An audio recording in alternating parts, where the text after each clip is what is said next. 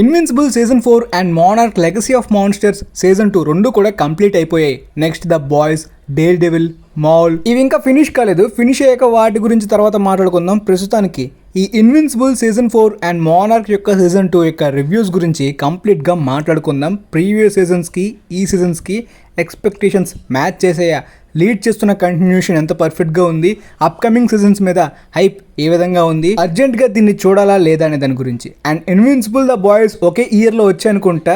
Season 1 రెండు కూడా sensation అయ్యాయి అమెజాన్ ప్రైమ్లోని. ఇన్విన్సిబుల్ సీజన్ 2 కొంచెం మిడ్ అనిపిస్తుంది, కానీ సీజన్ 3 మాత్రం సెన్సేషన్గా సాలిడ్గా ఉంది. పోతే ఈ సీజన్ 4 స్టార్టింగ్ ఎపిసోడ్స్ కూడా నన్ను బాగా ఇంప్రెస్ చేసాయని ఇంతకు ముందే మీకు చెప్పాను కదా.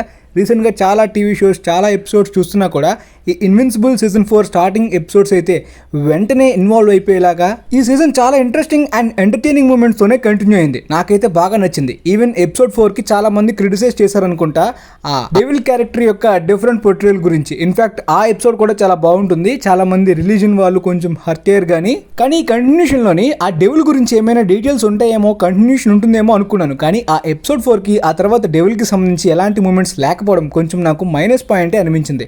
అఫ్ కోర్స్ మార్క్ యొక్క డిసిషన్ని బిల్డ్ చేసుకోవడం కోసం ఆ ఎపిసోడ్ని పర్ఫెక్ట్గా డిజైన్ చేశారు. కానీ ఆ తర్వాత కనీసం కూడా ఆ ఎపిసోడ్ ప్రెజెంట్ స్టోరీకి అవసరం లేనట్టు అయిపోయింది.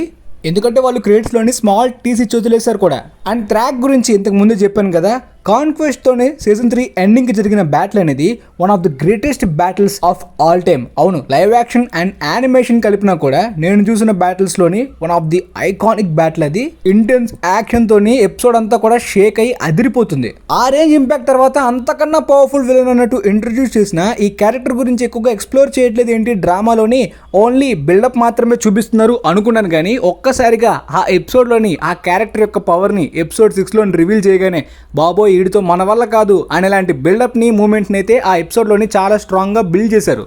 ఆ ఎపిసోడ్ 7లో జరిగిన బేభత్సంతోనే ఈ సీజన్ని ఎండ్ చేసేయాల్సిందే అనిపించింది గైస్. ఎందుకంటే అన్ఎక్స్పెక్టెడ్ ఎండింగ్ ఉంటుంది.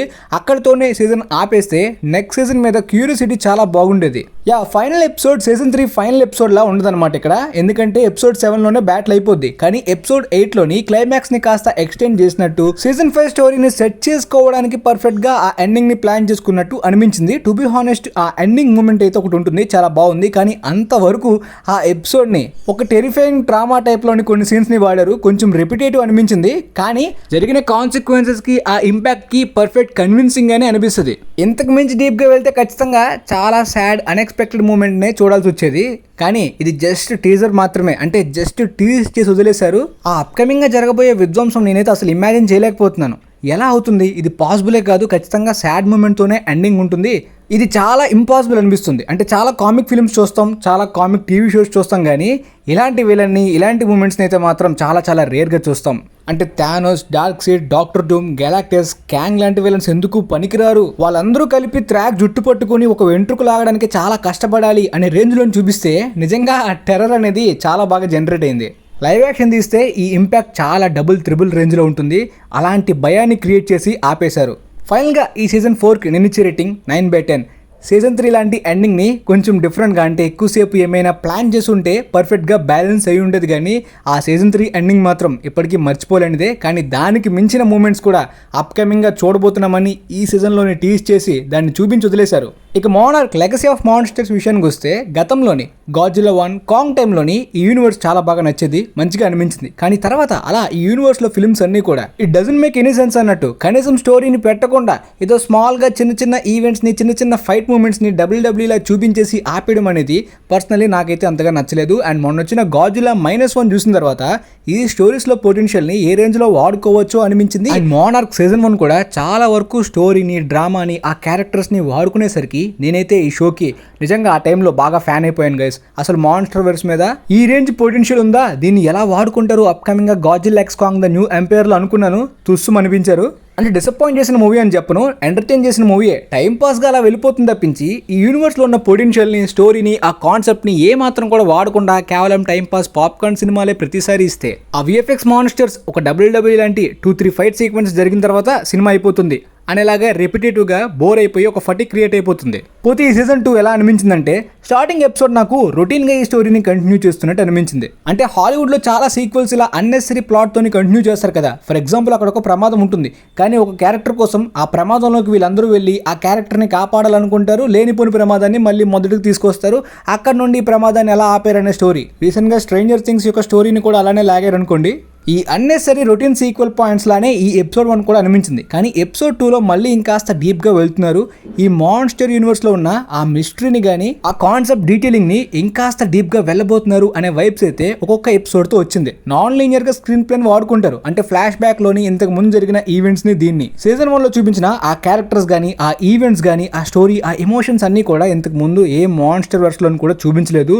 ఇన్స్టెంట్గా ఎమోషనల్గా చాలా బాగా కనెక్ట్ అయ్యేలాగా కాన్సెప్ట్ మధ్యలోని పర్ఫెక్ట్గా బ్లెండ్ అయింది. సేమ్ ఫామ్లానే సీజన్ 2లోని కూడా ప్రయత్నించారు. ఆ మిస్టరీ కూడా కొంతవరకు అన్ప్రిడిక్టబుల్గా బాగా వెళ్తుంది, కానీ తర్వాత ఆ టైటానిక్స్ గురించి ప్రిడిక్టబుల్ అయిపోతుంది. ఈ ఎమోషన్ అనేది సీజన్ 1లో చాలా న్యాచురల్గా వర్క్ అయినప్పటికీ ఈ సీజన్ 2లోని ప్రయత్నించిన ఫార్ములాలోనే చాలా వరకు మెయిన్ మిస్టరీ కానీ మెయిన్ స్టోరీ కన్నా ఈ ఫ్యామిలీ ఎమోషన్స్ ఫ్యామిలీ ఇష్యూస్ని సోల్లెస్గా ప్రెజెంట్ చేయడం వలన చాలా ఆర్టిఫిషియల్ వైబ్స్ వచ్చేసాయి, రిపిటేటివ్ వైబ్స్ వచ్చేసాయి. ఇక్కడ స్టోరీ కాన్సెప్ట్ కూడా డల్ అయిపోతుంది అనుకున్నప్పుడు లీషా యొక్క యాక్సెస్ మండి సీక్వెన్స్ ఆ ఎపిసోడ్ అయితే నాకు బాగా నచ్చింది గైస్. ఆ కాన్సెప్ట్ ఆ సీక్వెన్స్ చాలా బాగా నచ్చింది. అలాంటి సీన్స్ని ఇంకాస్త డీప్గా ఎక్స్ప్లోర్ చేస్తారేమో అప్కమింగ్ ఎపిసోడ్స్లో అనుకున్నాను. లేదు, ఇంకొక ఫోర్స్డ్ అన్నెసరీ ఎమోషనల్ సీన్ని క్రియేట్ చేశారు. అంటే ఎమోషన్ క్రియేట్ అవడానికి చాలా చాలా ఆర్టిఫిషియల్గా ఫోర్స్డ్గా ఒక సీక్వెన్స్ని పెడతారు.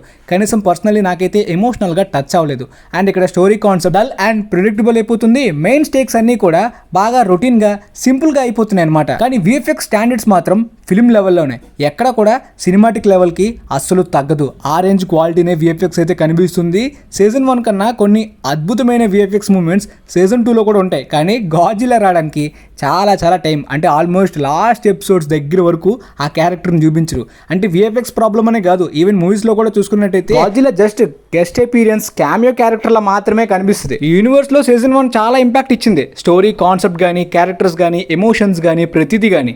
ఇక్కడ ఎమోషన్స్ అయితే బాగా బాగా ఆర్టిఫిషియల్ అయిపోయాయి. ఇక స్టోరీ కాన్సెప్ట్లోని సీజన్ 2లోని స్కోపే లేదు. బాగా రొటీన్ ప్లాట్తోని రొటీన్గానే కంటిన్యూ చేయడం అంతా కూడా కాన్సెప్ట్ పొటెన్షియల్ని కూడా ఎక్కువగా వాడుకోలేదు, సగం సగం వాడుకున్నారు. సో విఎఫ్ఎక్స్ బాగుంది. ఆల్మోస్ట్ ఒక mid MonsterVerse popcorn film చూస్తే ఎలాంటి వైబ్స్ వస్తుందో ఈ సీజన్ 2 కూడా అలాంటి వైబ్స్తోనే ఎండ్ అయిపోయింది. అఫ్ కోర్స్ బాగుంది ఎండింగ్, కాకపోతే ఆ ఇంపాక్ట్ అయితే క్లియర్గా మిస్ అయింది. సీజన్ 1తోని కంపేర్ కూడా చేయలేను, అలాంటి ఇంపాక్ట్ డ్రాప్ అయిపోయింది ఈ సీజన్ 2లోని. కేవలం 6.75/10 రేంజ్లో మాత్రమే అనిపించింది. సో మాన్స్టర్ వర్స్లో ఇంపాక్ట్ ఇచ్చిన మానర్క్ కూడా సీజన్ 2 ఈ విధంగా అయిపోవడం వలన మరి ఫిలిమ్స్ అసలు ఇంపాక్ట్ ఇవ్వలేవా?